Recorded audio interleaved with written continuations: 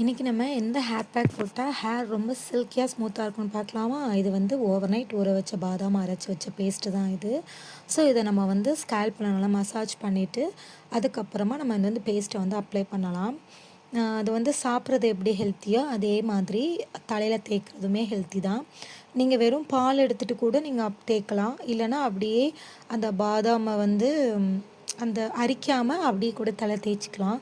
So இப்படி நீங்கள் தேய்ச்சிட்டு வரும்போது உங்களுக்கு வந்து ஹேர் ஃபால் வந்து கண்ட்ரோல் ஆகும். நிறையா ஹேர் க்ரோத் வந்து இருக்கும். ஸோ சூப்பர் விசிபிள் சேஞ்சஸ் வந்து நம்ம ஹேரில் தெரியும். ஸோ நீங்கள் இந்த மாதிரி ட்ரை பண்ணி பாருங்கள். நீங்கள் வந்து இதை வந்து வீக்லி ஒன்ஸ் நீங்கள் ட்ரை பண்ணால் போதும் இந்த ஹேர் பேக்கை. ஸோ இதை ஃபுல்லுத்தையுமே நான் அப்ளை பண்ணிட்டேன். ஃபேஸுக்கும் சேர்த்தே அப்ளை பண்ணிக்கோங்க. இனிமேல் நான் என்ன செய்கிறேன்னா ஒரு பன் போட்டு செக்யூர் பண்ணி கரெக்டாக ஒரு 25 மினிட்ஸ் கழித்து நான் வந்து ஹேர் வாஷ் பண்ணிட்டு வர போகிறேன். மைல்டு ஷாம்பு போட்டுக்கோங்க, இல்லைனா ஷேக்கா யூஸ் பண்ணிக்கோங்க. நான் ஷேக்கா யூஸ் பண்ணிட்டு வரேன். என் ஹேர் எப்படி இருக்குன்னு பார்க்கலாம். இப்போ பாருங்கள், நல்லா ஹேர் வாஷ் பண்ணியாச்சு. ஹேர் ரொம்ப ஸ்மூத்தியாக ரொம்ப சில்கியாக இருக்குது. தொட்டு பட்டாலே அவ்வளோ சாஃப்டாக இருக்குது. ஸோ இதை வந்து நீங்களும் வீட்டில் ட்ரை பண்ணிட்டு எனக்கு கமெண்ட்டில் சொல்லுங்கள். தேங்க்யூ.